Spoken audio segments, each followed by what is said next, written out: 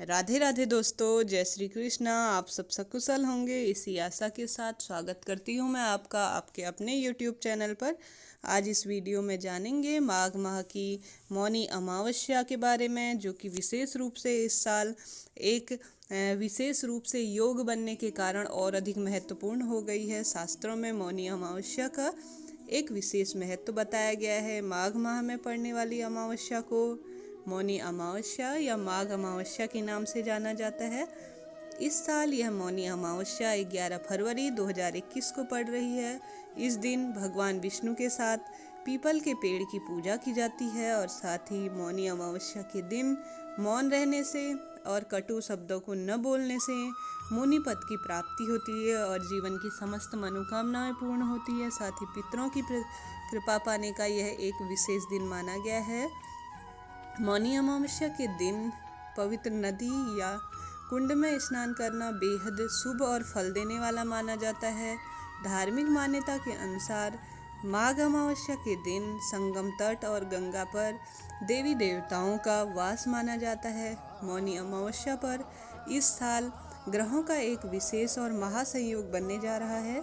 मौनी अमावस्या के दिन नक्षत्र श्रवण नक्षत्र होगा। साथ ही चंद्रमा और 6 ग्रह मकर राशि में होंगे, जिससे यह महासंयोग बन रहा है। शुभ संयोग को महादेव योग कहते हैं। इस बार यह महादेव योग बनने जा रहा है, जो कि बेहद फल देने वाला है।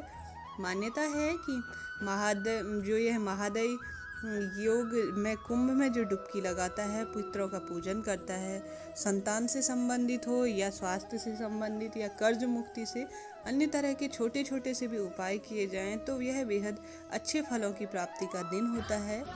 अब जान लेते हैं कैसे मौनी अमावस्या के दिन क्या करना चाहिए। मौनी अमावस्या के दिन सर्वप्रथम सुबह स्नान करना चाहिए, जो कि नदी, सरोवर या गंगा स्नान विशेष रूप से महत्वपूर्ण होता है। पवित्र कुंडों में स्नान करना चाहिए।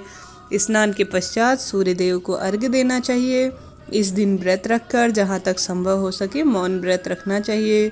भूखे व गरीब व्यक्तियों को भोजन कराना चाहिए। भगवान श्री हरि विष्णु का पूजन करना चाहिए, जो कि समस्त बाधाओं को दूर करने वाला होता है।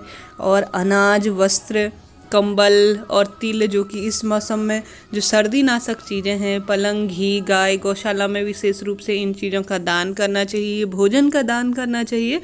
यह पूरे माघ स्नान में अगर आप पूरे महीने भी स्नान न कर पाए हों तो इस दिन यह छोटे छोटे से दान आप जरूर करें और यह बेहद फल देने वाले होते हैं। पूरे महीने भर में भी आप दान पुण्य न कर पाए हों, माघ का महीना सबसे पवित्र बताया गया है, पर यह एक दिन आखिरी दिन है जो विशेष रूप से इन चीज़ों के लिए माना जाता है। यदि आप अमावस के दिन गौदान, स्वर्णदान या भूमिदान भी करते हैं तो यह बेहद फल देने वाला होता है। इसकी मात्रा आप कम या ज़्यादा भी रख सकते हैं, आपकी श्रद्धा अनुसार है। यह अमावस की भांति हर अमावस की भांति इस बार भी माघ अमावस पर पितरों को याद करना और उनके लिए तर्पण करना, उन्हें मोक्ष की प्राप्ति होती है। कहते हैं जिस घर में पितृ कृपा होती है उस वह घर हमेशा से ही फलता फूलता आता है। तो फिर अमावस्या के दिन आप यह जरूर छोटे छोटे से कार्य करें। प्राचीन ग्रंथों में भगवान नारायण को पाने का सबसे सुगम मार्ग माह के पुण्य स्नान को बताया गया है। विशेषकर मौनी अमावस्या को किया गया गंगा स्नान खास महत्वपूर्ण माना गया है। इसी कारण से गंगा जी के तटों पर विशेष रूप से किन्नर, नर और ऋषि मुनियों की भीड़ आपको देखने को मिलती होगी और बेहद महत्वपूर्ण माना गया है।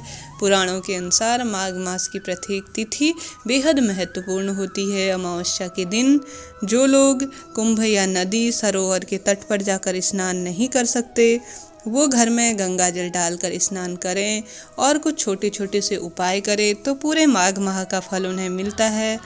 और साथ ही इस दिन माघ माह में यह शास्त्रों में वर्णित है कि माघ मास में पूजन अर्चन व नदी स्नान से भगवान नारायण को प्राप्त किया जा सकता है तथा इन दिनों नदी स्नान करने से, गंगा स्नान करने से स्वर्ग की प्राप्ति होती है। और साथ ही दान स्नान, जो कि पितरों की कृपा पाने के लिए मौनी अमावस्या का दिन बेहद महत्वपूर्ण हो जाता है। इस दिन सूर्य नारायण को जल देकर गरीबी व दरिद्रता को दूर किया जा सकता है। पितरों की कृपा पाने के लिए काले तिल मिश्रित अगर सूर्य देव को जल अर्पित किया जाए तो यह विशेष रूप से पितृ कृपा पाने के लिए होता है। अमावस्या के दिन पीपल पेड़ की परिक्रमा करनी चाहिए। सूत के धागे को लेकर यह भी पितरों के तारण के लिए महत्वपूर्ण होता है। और साथ ही 108 बार तुलसी की परिक्रमा करना भी बेहद फल देने वाला धन धान्य की प्राप्ति के लिए माना जाता है।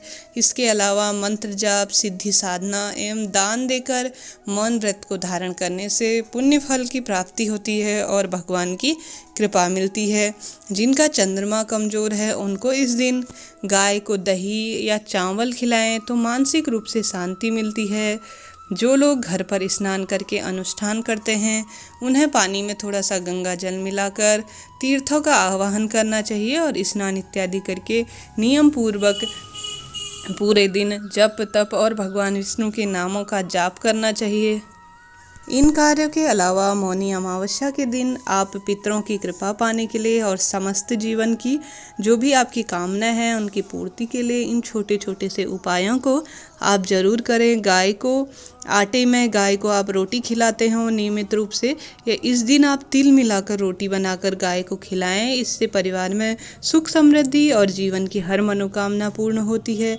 और साथ ही शिव लक्ष्मी जी की और साथ ही शिव परिवार को चावल की बनी हुई खीर आप इस दिन अर्पित करें। उसमें हो सके तो तुलसी का पत्ता अर्पित करें।